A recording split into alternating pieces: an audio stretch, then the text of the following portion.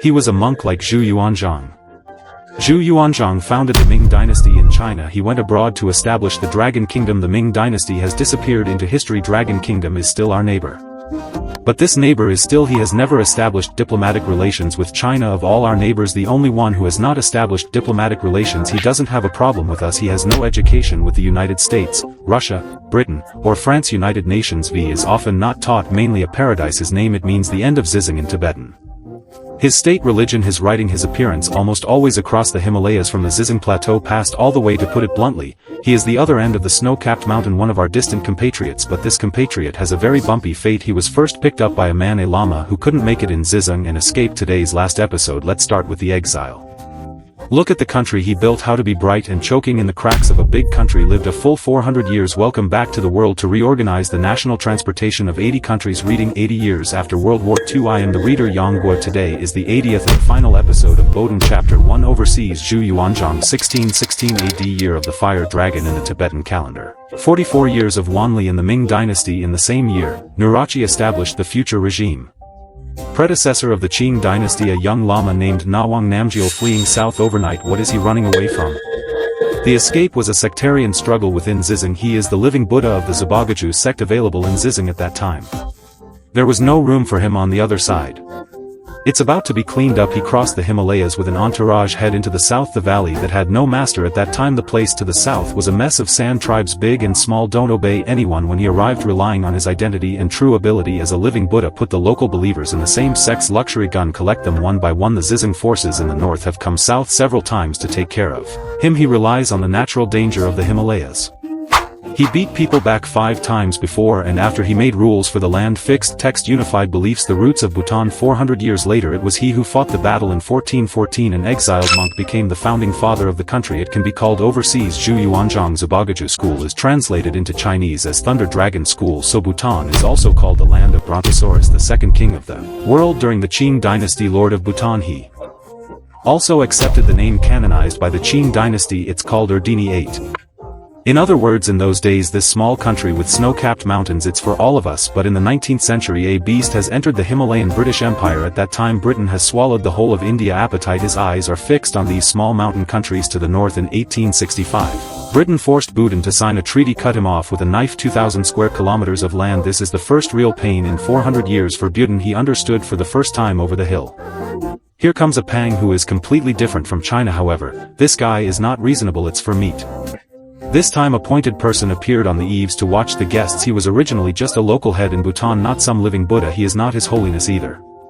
But he saw it better than anyone else. The set of theocracy left behind by a Wang Men's day. The old system of leaderlessness is no longer sustainable. Mess up sooner or later. Bhutan will be swallowed by the British, skin and bone. He did 2 things. The first pair of internal, he relies on force and wrist. In 1907 abolished the divine fist physique that lasted for hundreds of years. He became king himself from this year onward. Not only did the first worldly king Wangchuck dynasty, today, the king of Bhutan is his descendant. Second external, he made an extreme choice not to be hard against the British, instead, cooperate with the UK. In 1910, he signed a Punaka Treaty with the British. There's a key article in the treaty, not only in foreign affairs, but also under British guidance. You listen to handing over diplomacy again, but you're standing on the eaves looking out at the guests. If you want to touch hard, it's an egg hitting a stone. If you give in, you can at least keep the throne, preserve the plum of the country. He made a treaty of will to this newly established dynasty. I bought an insurance policy.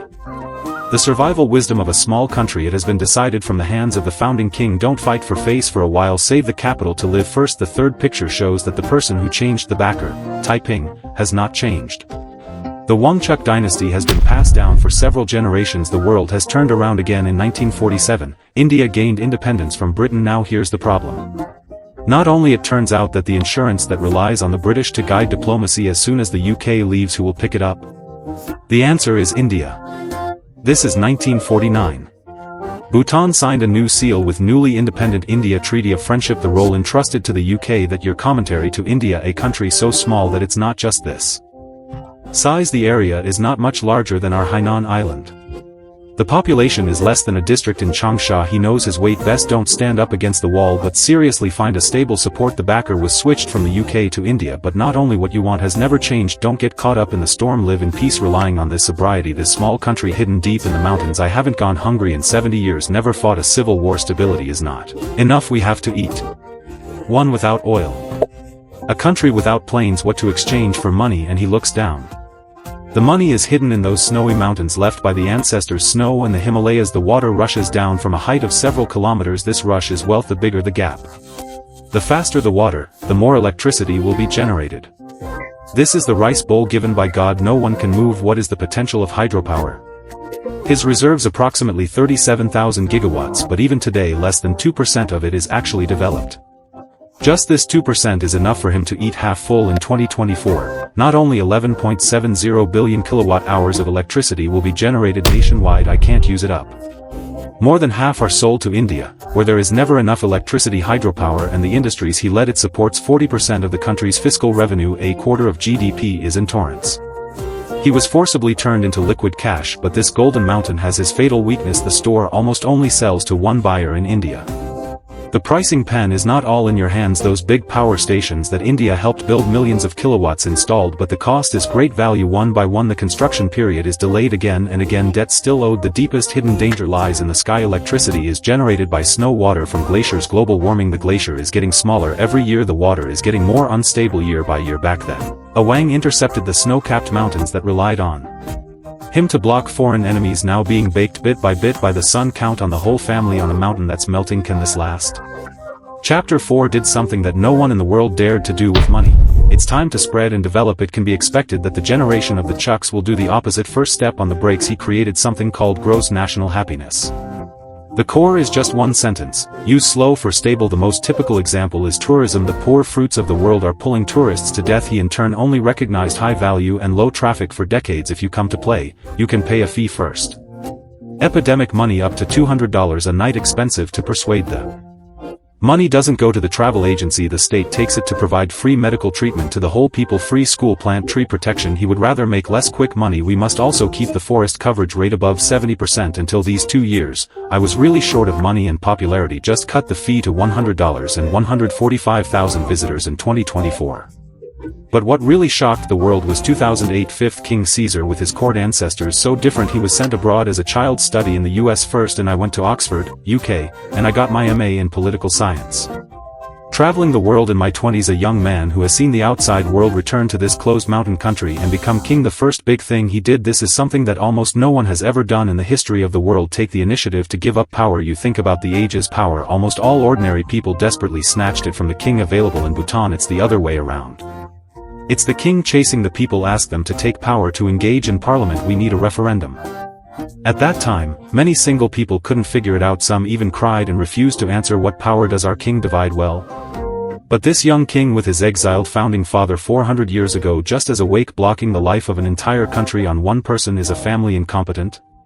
Looking stable is actually the most dangerous. Power is distributed. This country will not make mistakes because of one person just capsize. He himself has a very clear saying. He said he doesn't rely on complex data to make judgments. It's about dealing with people, especially with young people. It is also this openness that is raised outside. Let him dare to do something later than delegate power, something more adventurous. Open up the country. This family. This country is actually observing the same example. Survival is more important than anything else. The fifth picture of the scars of the happy country. The country that holds happiness high had a disgraceful account on hand in the 1980s and 1990s. It's not just about preserving one culture, implementing one country, one nation. There is a large group of Nepali speakers in the south called Lhotshampa people. Generations have lived there and the Bhutanese government shoots them out in droves. How much? According to the US State Department and UNHCR records, more than 100,000 knocked on the door late at night, forced to burn the air, evicted from their ancestral homeland. Refugee camps in Nepal. 100,000 was 1/6 of the entire population at the time. 30 years have passed, some of them never came home. One for purity and happiness, a country that even its compatriots drive away. His years are quiet, someone was trampled under their feet in exchange. This scar is about burden. I can't get around to chapter 6. The 400-year account is due now. Back to that switch. Put your family's hopes on a melting mountain. Can it last long? Today's burden is bumping into the day of payment. He only 770,000 people in the country. End of 2023. Just took off the hat of least developed country, but this family business, it wasn't the hydro that collapsed. Is human hydropower, agriculture, tourism? The old three can't support a well-educated generation. Young people who want to live in the city. Not only young people, 1 in 4 can't find a job. So they started running out in droves. Run to Australia from 12,000 people in Austria in 2020 doubled in 4 years, 25,000 by 2024. And here's the heartbreaking part. It happened to be the best batch. The World Bank report says the exodus is mostly highly educated elites. Many are civil servants, teacher, doctor, nurse. Manpower to resign from public institutions in 2024. Nearly 70% are clustered in education and healthcare. As a result, the hospital is short of doctors, the school lacks teachers. People raised by the state for free. He went to someone else's country. This country has been preserved for 400 years. What should I do if I can't keep my child for the first time? The king of this house. I took out the founding fathers again. That desperate energy. At the end of 2023, he personally announced it's just south of Gelephu, India. Set aside 2,500 square kilometers to build a frontal city. One said it himself, the special zone will take the world's capital. The energy digital economy is fully integrated. How much is this city worth? About $100 billion. It is equivalent to dozens of times the wealth of the whole country. To raise money in 2025, he issued the first national debt since the founding of the People's Republic of China. He set himself an even bolder goal of 2029 GDP per capita doubled, step into the threshold of upper middle income countries. Think about the cycle here. 400 years ago, an exile climbed a snowy mountain. Hands and dodges raised this country. After 400 years, his descendants turned around to grab, desperate to win, to hug the one he's been hiding from all his life. Modern world, from an exiled llama to 800,000. This is not only 400 years, 80 years after the war, 80 countries, 80 ways to survive. That's it for this episode. But have you ever considered a bigger question? These 80 countries scramble in the end. It's the same thing. A place on the chessboard of the world. In the 500 years from 1500 AD to today, who has ever sat in the tallest chair? Why does that chair sit still? And why again and again?